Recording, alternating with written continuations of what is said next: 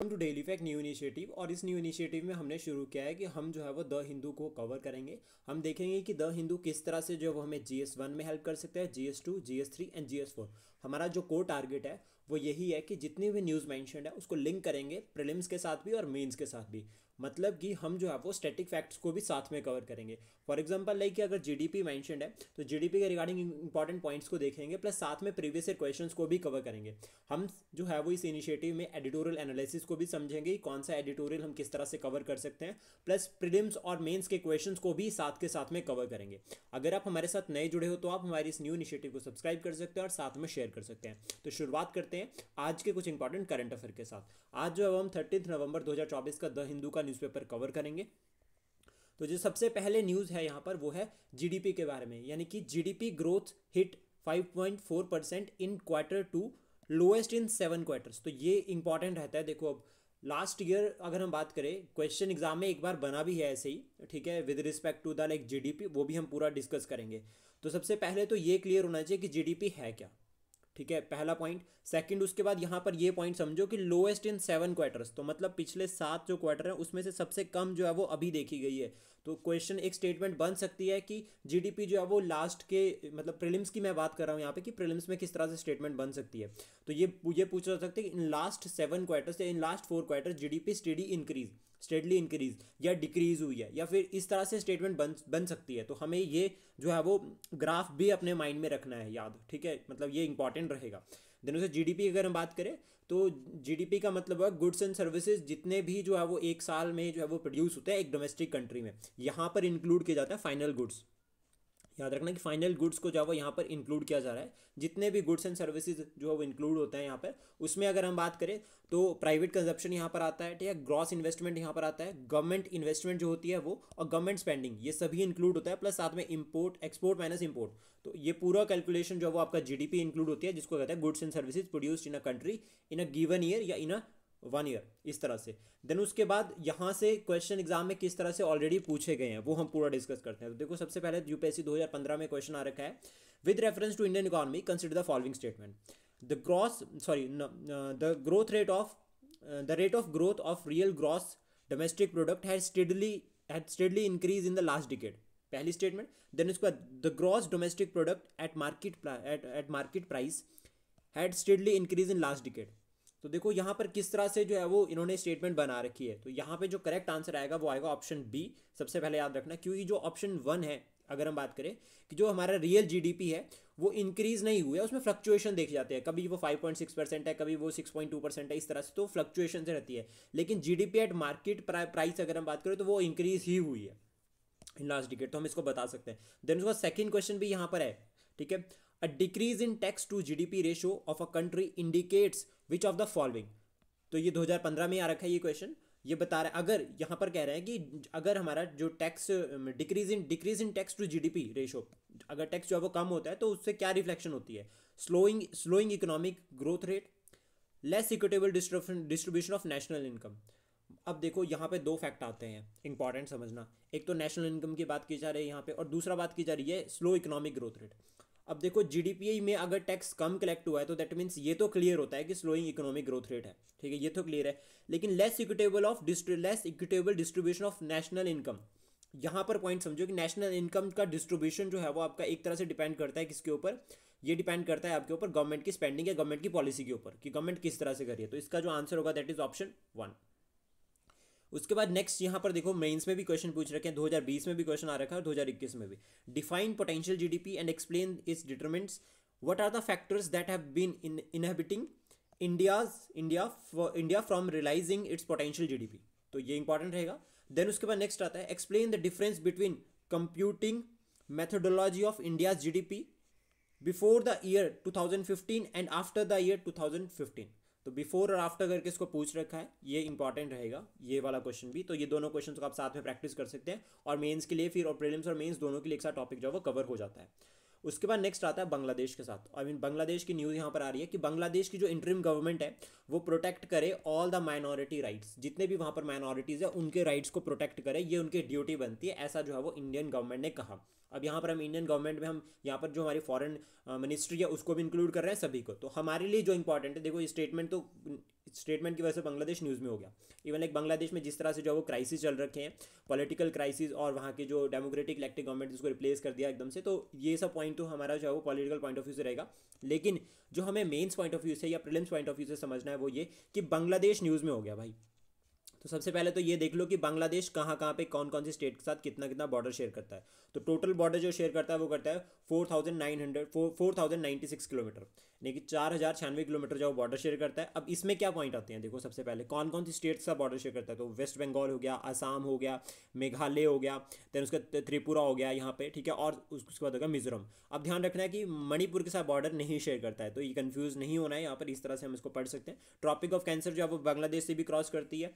Then उसके बाद यहाँ पर अगर हम बात करें, जो इंपॉर्टेंट आता है वो कि fifth longest land border in the world, जो ये 4096 का जो 4096 किलोमीटर का जो बॉर्डर है, ये फिफ्थ लॉन्गेस्ट वर्ल्ड में। फर्स्ट इस बार ऑलरेडी पूछ रखा है, जो कि आपका यूएसए और कनाडा के बीच में है, और ये एक बार आ भी रखा है अभी, इस बार के ही यूपीएससी प्रीलिम्स में जो है वो एक स्टेटमेंट पूछ रखी थी ये। देन उसके बाद एक क्वेश्चन बन रखा है इसके रिगार्डिंग। देन उसके बाद यहाँ पर अगर हम बात करें, सुंदरबन डेल्टा वर्ल्ड का लार्जेस्ट डेल्टा है जो इंडिया और बांग्लादेश में बनता है, और यहाँ पर जो रिवर्स बनाती है, मेन रिवर्स अगर हम बात करें तो गंगा, ब्रह्मपुत्र और मेघना, तीन इंपॉर्टेंट है। बांग्लादेश लिबरेशन वॉर जो है वो 1971 में हुई थी, ठीक है, जिसमें बांग्लादेश बना, और 16 दिसंबर को जो है वो विजय दिवस के रूप में मनाया जाता है भारत में। बायलिटरल ट्रेड अगर हम बात करें दोनों कंट्रीज के बीच में, तो अप्रॉक्सीमेटली हम इसको लिखते हैं $, 18.2 बिलियन, इसको हम अप्रॉक्सीमेटली बता सकते हैं। चैलेंजेस हम देखें अगर कि इंडिया और बांग्लादेश के बीच में अभी क्या क्या रिसेंट चैलेंजेस है, तो सबसे पहला बॉर्डर डिस्प्यूट चैलेंज रहता है। इलीगल माइग्रेशन, एक इमिग्रेशन सबसे बड़ा इशू है। रिवर डिस्प्यूट्स भी यहाँ पर रहते हैं। इलीगल इमिग्रेशन में अगर हम बात करें तो इंसर्जेंट एक्टिविटीज़ हम देखते हैं, और रिवर डिस्प्यूट में अगर हम बात करें तो तीसरा रिवर डिस्प्यूट जो है वो इंडिया बांग्लादेश के बीच में है। देन चाइना फैक्टर यहाँ पर इंपॉर्टेंट रहता है, क्योंकि बांग्लादेश ने ज्वाइन कर रखा है BRI, belt and road initiative, जो कि 2013-14 में शुरू किया था चाइना ने। और यहाँ पर जो एक पोर्ट है चित्तागोंग पोर्ट बांग्लादेश में, जो कि BRI के अंडर जो है वो कवर होता है, ये इंपॉर्टेंट रहेगा। देन इसके बाद और भी अगर हम पॉइंट्स बात करें तो जो बॉर्डर रीजन, लाइक जो आपका 4096 बॉर्डर रीजन है, तो इस बॉर्डर जो बनाती है यहाँ पर BSF डिप्लॉय है। और यहाँ पर अगर आपको बताना है कि जो ये बॉर्डर का नाम क्या है, ये आप कमेंट बॉक्स में बता सकते हैं। देन उसके बाद नेक्स्ट है हिमाचल के पॉइंट ऑफ व्यू से ये न्यूज़ इंपॉर्टेंट रहेगी। हिमाचल प्रदेश के जो CM है, उन्होंने अभी रिसेंटली जो हमारे मिनिस्टर है, यूनियन मिनिस्टर, उनसे जो है वो यहाँ पर union minister for commerce and industry Piyush Goyal, इनसे जो है वो न्यू दिल्ली में मिले और बातचीत करी, और कहा कि हमें स्पेशल पैकेज चाहिए इंडस्ट्रियल, जैसा कि अभी जो है वो स्पेशली बात की जा रही है। उन्होंने कहा कि नॉर्थ ईस्ट स्टेट और जम्मू कश्मीर के रिगार्डिंग उनको भी दो और हमें भी दो, इस तरह से स्पेशल पैकेज चाहिए। तो दैट मीन्स इंपॉर्टेंट होता है हिमाचल प्रदेश का इंडस्ट्रियल सेक्टर।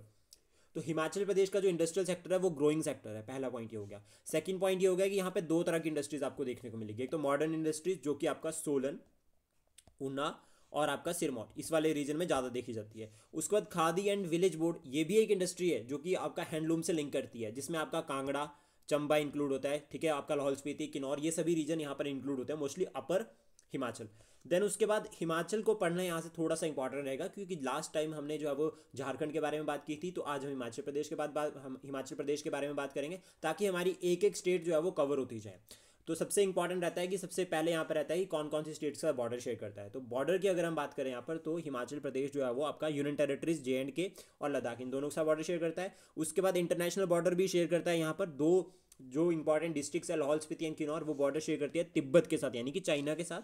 उसका उत्तराखंड के साथ स्टेट बॉर्डर होता है, हरियाणा के साथ और पंजाब के साथ। इंपॉर्टेंट है हिमाचल प्रदेश। अगर हम बात करें टोटल जोग्राफिकल एरिया, तो वो है 55,000, अप्रॉक्सीमेटली 55,673 किलोमीटर है। इसको एक बार कंफर्म कर लेना। टोटल एरिया जो है वह हिमाचल प्रदेश का, और हिमाचल प्रदेश जो है वो एक हिमालयन स्टेट है। अगर हिमाचल प्रदेश हिमालयन स्टेट है, इवन लाइक जो हिमालयस जो है वो आपके नॉर्थ में यहाँ पर प्रेजेंट है, उनको हिमाचल हिमालयस भी कहा जाता है। और ये 3 जो है वो मेन पार्ट्स में डिवाइड है, जिसमें आपके आउटर हिमालयस आते हैं, ठीक है, मिडल हिमालयस, ग्रेटर हिमालयस और फिर या इनर हिमालयस। तो इस तरह से जो है वो डिवाइड है, ये outer Himalayas, middle Himalayas, greater Himalayas और इनर हिमालयस। यहाँ पर इंपॉर्टेंट रेंजेस भी आती है, दैट इज धौलाधार रेंज, ठीक है, एक इंपॉर्टेंट हो गई। Then Pir Panjal range important हो गई, जास्कर रेंज, ये 3 इंपॉर्टेंट रेंजेस भी है हिमाचल प्रदेश में, जो कि बहुत इंपॉर्टेंट है, और हिमाचल प्रदेश की कहीं ना कहीं क्लाइमेट फैक्टर को भी जो है वो ये लिंक करती है। देन उसके बाद बॉर्डर्स को हम देख चुके हैं कि कौन कौन से बॉर्डर शेयर करती है। अदर फीचर्स में अगर हम बात करें तो रिवर्स, हिमाचल प्रदेश में जो इंपॉर्टेंट रिवर, सबसे पहले तो सतलुज को जो है वो इंटरनेशनल रिवर भी कहते हैं, हिमाचल प्रदेश से क्रॉस करती है। उसके बाद रावी, ब्यास, चेनाब, ये इंपॉर्टेंट जो है वो रिवर्स है, जो कि आपका जो है वो इनकी ट्रिब्यूटरीज भी आती है। और यमुना भी जो है वो आपका सिरमौर डिस्ट्रिक्ट में जो है वो बॉर्डर शेयर करती है, और इनकी जो है ट्रिब्यूटरीज भी इंपॉर्टेंट रहती है। पासिस जो है वो इंपॉर्टेंट है हिमाचल प्रदेश में। और ये पासिस अगर हम बात करें, इसमें जो है जैसे रोहतांग पास बहुत इंपॉर्टेंट पास है। और देन उसके बाद इंपॉर्टेंट यहाँ पर रहता है कि हिमाचल प्रदेश को देवभूमि कहते हैं। देवभूमि यानी कि कल्चर से लिंक करता है, ठीक है। फेस्टिवल्स यहाँ पर हम पढ़ सकते हैं साथ के साथ में, और ट्राइब्स फेस्टिवल्स यहाँ पर ट्राइबल भी इंपॉर्टेंट रहेंगे और ओवरऑल फेस्टिवल्स भी रहेंगे, जैसे रेणुका फेयर होगा, इंटरनेशनल फेयर, लवी फेयर इंपॉर्टेंट न्यूज़ में रहता है। ट्राइब्स की अगर हम बात करें तो गद्दी ट्राइब, ठीक है। गद्दी ट्राइब इंटरनेशनल एक फेमस ट्राइब है, ऑल ओवर इंडिया इंपॉर्टेंट रहती है। देन उसके बाद इंपॉर्टेंट आता है कि हम एक पॉलिटिकल हिस्ट्री, एडमिनिस्ट्रेटिव हिस्ट्री को भी हिमाचल प्रदेश की समझे। देखो एंशिएंट लेवल पर अगर हम बात करें तो हिमाचल कहीं ना कहीं वैदिक कल्चर से भी लिंक करता है। मेडिवल पीरियड में अगर हम बात करें तो दिल्ली सल्तनत और मुगल जो अंपायर थे, उन दोनों ने जो है वो दोनों ही जो अंपायर थे उन्होंने हिमाचल प्रदेश पर कंट्रोल किया। उसका सिख की अगर हम बात करें तो यहाँ पर कांगड़ा फैक्टर आता है, जिसमें संसार चंद वाला जो फेस थी, और महाराजा रंजीत सिंह। इवन उसके बाद अगर हम बात करें ब्रिटिश, तो यहाँ पर एंग्लो नेपाल वॉर में भी जो है वो ये रीजन इन्वॉल्व था, ठीक है। यहाँ पर उसके बाद ब्रिटिशर्स ने दो पार्ट्स में डिवाइड कर दिया है, कांगड़ा हिल स्टेट और दूसरा शिमला हिल स्टेट। इस तरह से फिर इस तरह से ब्रिटिशर्स के अंडर जो है वो ये रीजन रहा टिल 1947। यहाँ पर प्रिंसली स्टेट्स एक्टिव थी। फिर उसके बाद क्या होता है, 15 अप्रैल 1948 पहली बार हिमाचल प्रदेश अस्तित्व में आता है, और यहाँ पर 30 स्टेट्स जो प्रिंसली स्टेट्स उनको मर्ज करके एक हिमाचल प्रदेश बनाया जाता है। 1951 में पार्ट सी स्टेटस मिलता है हिमाचल प्रदेश को। 1956 में यूनियन टेरिटरी बनता है, और फाइनली 1971 में जो है वो फुल फ्लैश स्टेट बनता है। फुल फ्लैश स्टेटहुड जो है वो मिलता है। और फुल फ्लैश स्टेटहुड में अगर हम बात करें यहाँ पर, तो टोटल जो है वो 12 डिस्ट्रिक्ट्स है अभी हिमाचल प्रदेश में। और एक इंपॉर्टेंट प्री और मेन पॉइंट ऑफ व्यू से रहता है ओल्ड हिमाचल और न्यू हिमाचल, ओल्ड एचपी और न्यू एचपी, इसको भी जो है वो कवर किया जा सकता है, पढ़ा जा सकता है, क्योंकि ये भी एक बार एग्जाम में ऑलरेडी पूछा गया है क्वेश्चन। देन उसके बाद साइक्लोन फेंगल के बारे में यहाँ पर बात की जा रही है। तो सबसे पहले याद रखना है कि नाम दिया है सऊदी अरेबिया ने, और ये साइक्लोन कहाँ पर आया, बे ऑफ बंगाल, यानी कि ये तमिलनाडु वाले रीजन को हिट करने वाला है, और ये कहा जा रहा है कि पुडुचेरी को आज क्रॉस कर सकता है। उसके बाद आईएमडी की अगर हम बात करें, जिन्होंने ये प्रोडिक्ट किया है, वो बनाया 1875 में, one of the oldest organisation related to the आपका जो हम बात करें जोग्राफिकल फैक्टर या फिर मेट्रोलॉजी से रिगार्डिंग सारे पॉइंट्स ये बताता है हिमाचल में, sorry India point of view से। डब्ल्यूएमओ की यानी कि वर्ल्ड मेट्रोलॉजिकल डिपार्टमेंट, ये 1873 में ओरिजिनली बना था, लेकिन जो अभी मॉडर्न है उसकी बात करेंगे हम तो 1951 बन रखा है। इसका जो हेडक्वार्टर है वो जेनेवा, भारत इसका मेंबर है, यस इंडिया जो है वो इसका मेंबर है। देन उसके बाद इंपॉर्टेंट है, क्योंकि देखो साइक्लोन से हमें सबसे पहले यही इंपॉर्टेंट आता है कि जो डिफरेंट साइक्लोन्स के नेम्स हैं और लेटेस्ट जो साइक्लोन्स आ रखे हैं। तो साइक्लोन दाना ये बे ऑफ बंगाल में आया था, इसका नाम दिया था कतर ने। ये नाम बहुत इंपॉर्टेंट है, मैच द फॉलोइंग में आता है। असना की अगर हम बात करें तो पाकिस्तान, और ये आया पाकिस्तान इसका नाम दिया, और ये अरेबियन सी में आया था। और गुजरात फ्लड्स जो है वो गुजरात में जो अर्बन फ्लड्स हुए थे वो कहीं ना कहीं असना साइक्लोन की वजह से हुए थे। देन उसका रेमल जो है वो बे ऑफ बंगाल में आता है, और इसका नाम दिया था ओमान ने। फिर उसका बिपरजोए अरेबियन सी में आया था, और इसका नाम दिया था बांग्लादेश ने। तो ये चार इंपॉर्टेंट है, और पांचवा आपका जो है वो अभी रिसेंट वाला साइक्लोन हो गया फिंगल। तो ये नाम याद रखना है, ये 5 के 5 में से एक तो एग्जाम में आ ही सकता है, और किसी ना किसी एग्जाम में तो जरूर पूछा ही जाएगा। उसके बाद नेक्स्ट है सिलिका माइनिंग। तो एनजीटी ने यहाँ पर ये कहा सेंट्रल पोल्यूशन कंट्रोल बोर्ड को कि आप जो वो पैन इंडिया गाइडलाइन को प्रिपेयर करो। तो एनजीटी अभी सेकंड टाइम न्यूज़ में आ गया है। इससे पहले एनजीटी ने इशू किया था और नोटिस सेंट्रल गवर्नमेंट के लिए, अभी यहाँ पर जो है वो एनजीटी अगेन न्यूज़ में आ गया। तो एनजीटी बना है 2010 में एनजीटी एक्ट के through, NGT act 2010। That means कि ये जो है वो एक स्टैट्यूटरी बॉडी है, और इंपॉर्टेंट हमें याद रखना है कि ये स्पेशलाइज्ड बॉडी है जो लिंक करती है सिर्फ उसे एनवायरमेंट के केसेस से। केसेस डिस्पोजल की अगर हम बात करें, अगर कोई केस जो है वो इनके पास आता है तो उनको 6 महीने में जो है वो आपका इनको केस को डिस्पोजल करना है केस का। और इंपॉर्टेंट है कि यहाँ से 90 डेज़ के अंदर जो है वो सुप्रीम कोर्ट में ऑर्डर चैलेंज हो सकता है। प्रिंसिपल बेंच की अगर हम बात करें तो वो है न्यू दिल्ली में, और बाकी जो बेंचेस है 4 वो आते हैं भोपाल, पुणे, कोलकाता, चेन्नई। ये 4 जो है वो रीजनल बेंचेस है, और प्रिंसिपल बेंच जो है वो न्यू दिल्ली में। स्ट्रक्चर की अगर हम बात करें तो यहाँ पर एक चेयरपर्सन होगा, जुडिशियल मेंबर और एक्सपर्ट मेंबर होंगे 10 से लेकर 20, टोटल जो है वो यानी कि 20 मेंबर्स होंगे। और टेन्योर अगर हम बात करें तो 3 साल है, और टिल 65 ईयर। प्लस एक पॉइंट और यहाँ पे याद रखना है कि दोबारा से अगर मान लो एक बार रिटायर हो गए, 3 साल का टेन्योर खत्म करें, दोबारा री एलिजिबल नहीं होंगे पोस्ट के लिए।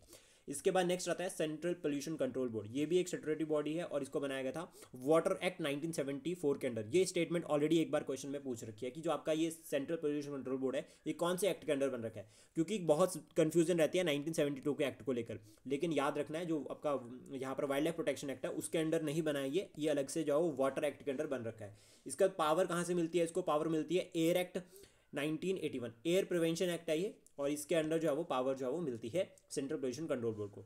देन उसके बाद नेक्स्ट आता है गगनयात्री हैव फिनिश्ड इनिशियल ट्रेनिंग से इसरो ने कहा कि जो गगनयात्री यहाँ पर बात की जा रही है ग्रुप कैप्टन्स ठीक है, शुभांशु शुक्ला और प्रसन्नाथ बालाकृष्ण नायर, ये जो है वो आपके हमारे गगनयात्रीज है, ठीक है, जो कि इंटरनेशनल स्पेस स्टेशन जाएंगे और ये जाएंगे एक्सोम 4 मिशन के अंडर। तो ये इंपॉर्टेंट है, 2 पर्सनालिटीज़ के नाम याद रखने यहाँ बहुत जरूरी है, हमारे लिए अचीवमेंट है ये। इसरो बना था 1969 में, और अगर हम बात करें चेयरमैन की प्रेजेंट टाइम में तो वो है एस सोमनाथ। अपकमिंग मिशंस जो है वो इसरो के वो इंपॉर्टेंट रहते हैं यहाँ से। तो सबसे पहले याद रखना है गगनयान 1, जो कि इंडियन ह्यूमन स्पेस फ्लाइट होगी। ये जो स्पेस फ्लाइट है ये अभी अप्रॉक्सीमेटली है कि हम 2024-25 में इसको लॉन्च कर सकते हैं। निसार, ठीक है, ये 2025 में हम इसको करेंगे, और इसमें जो है वो नासा और इसरो का जो है वो ये जॉइंट जो है वो प्रोजेक्ट है। चंद्रयान 4 जो है वो हम 2027 तक जो है वो भेज सकते हैं, जो कि सैंपल कलेक्ट करके लेकर आएगा चंद्र मून से, ठीक है, चंदा मामा से सैंपल लेकर आएंगे। फिर उसका विनस ऑर्बिटर मिशन, ये जो है वो मार्च 2028 तक जो है वो भारत लॉन्च कर सकता है, ठीक है। उसका बाद भारतीय अंतरिक्ष स्टेशन, यानी कि हमारा अपना जो है वो स्पेस स्टेशन होगा, और 2028 से लेकर 2035 तक का हमारा टारगेट है, उसके बीच में हम जो है वो अपना स्टेशन बना लेंगे। अभी यहाँ से इंपॉर्टेंट रहता है नासा। तो नासा हमें याद रखना है 1958 में बना है, और DRDO भी जो है वो आपका जो है वो 1958 में बन रखा है। DRDO के जो चेयरमैन है उसका नाम आपको, उनका नाम जो है वो आपको कमेंट बॉक्स में बताना है कि कौन जो है वो DRDO के अभी प्रेजेंट टाइम में चेयरमैन है।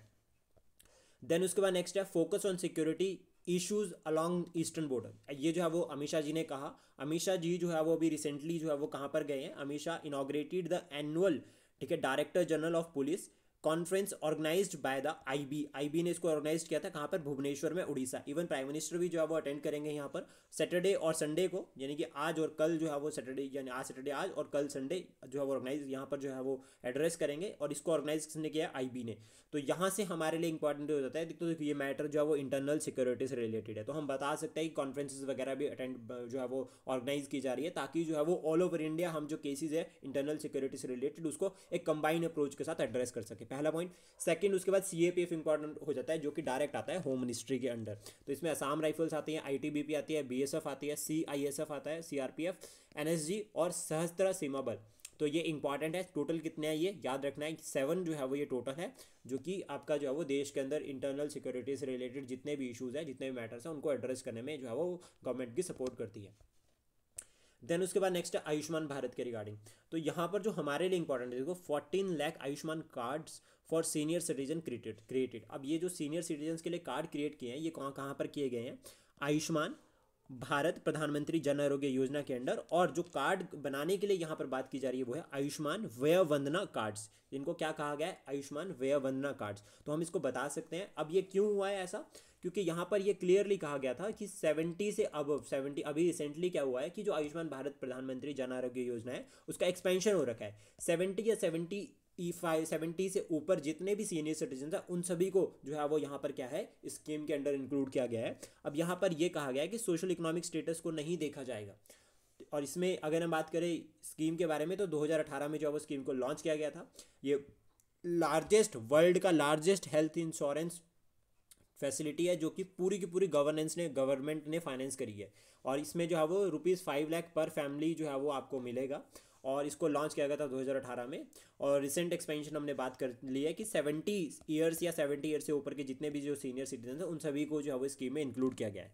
अब यहाँ पर बात करें रेशो की, किस तरह से पैसा जो है वो सेंटर स्टेट इसको मैनेज करेंगे, क्योंकि फुली गवर्नमेंट फाइनेंस्ड है। तो 60-40 आता है स्टेट्स के लिए और सेंटर के लिए, जो कॉमन स्टेट्स है। देन उसके बाद 10-90 आता है आपका यूनियन टेरिटरी विद लेजिस्लेचर और हिमालयन स्टेट और नॉर्थ ईस्ट स्टेट्स। और उसके बाद आता है 100% जो आता है वो आता है यूनियन टेरिटरीज जिनके पास लेजिस्लेचर नहीं है।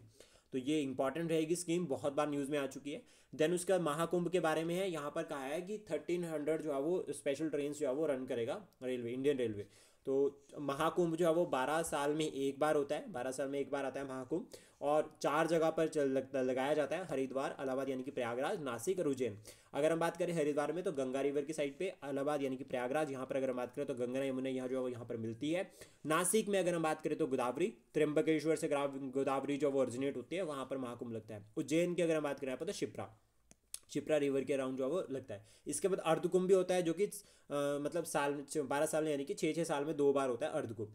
देन उसके बाद नेक्स्ट आता है यहाँ पर, ये जो अभी न्यूज़ में चल रखा है संभल मस्जिद केस, उसके रिगार्डिंग। तो सबसे पहला तो हम ये वाली न्यूज़ को समझते हैं कि जो यूपी के गवर्नर हैं, ठीक है, आनंदीबेन पटेल, इन्होंने जो है वो क्या किया है रिसेंटली, जो है वो एक 3 मेंबर जुडिशियल कमीशन जो है वो अपॉइंट किया है to investigate Sambhal violence. Second उसके बाद हो गया, सुप्रीम कोर्ट ने ये ऑर्डर किया जो ब्यूरोक्रेट्स हैं उनको कहा कि आप टोटली न्यूट्रल रहो, जब भी आप इस केस को देख रहे हो तो उसके रिगार्डिंग आपको क्या रहना है, प्रॉपर न्यूट्रल रहना है। तो हमें दो यहाँ से इंपॉर्टेंट हो जाते हैं, एक तो ये लिंक करते हैं कहीं ना कहीं कि बाबर आया, बाबर ने टेम्पल तोड़े और उसने मस्जिद बना दी, एक तो ये पॉइंट हो गया। सेकंड वहाँ से हो गया कि बाबर आया कब, तो 1526 में जो है वो बाबर भारत में आया था, और यहाँ पर हो रखी है first battle of Panipat. Mains में एक बार क्वेश्चन पूछ रखा है कि पानीपत में ही क्यों इतनी सारी लड़ाइयाँ हुई हैं, इवन एक महाभारत हरियाणा की धरती पर हो रखा है। इवन उसके बाद मॉडर्न टाइम में अगर हम बात करें तो 3 लड़ाइयाँ जो है वो पानीपत में हो रखी है, तो ये क्यों पानीपत में हो रखी है, ये भी मेंस में एक बार क्वेश्चन पूछा गया है, तो इसलिए इंपॉर्टेंट रहेगा। बाबर की अगर हम बात करें तो 1526 में आया, 1527 में भी उसने एक बैटल लड़ी, 28 में भी, 29 में भी, और 30 में उसकी डेथ हो गई। तो यहाँ पर कहा जाता है कि बाबर आया, बाबर ने पानी पिया, खाना खाया, ठीक है, और मर गया, खाना खाया, पानी पिया और मर गया। इस तरह से जो है वो इस तरह से स्टेटमेंट बनती है, battle of Khanwa, battle of Chanderi. खाना खाया, चाय पी और घर गया।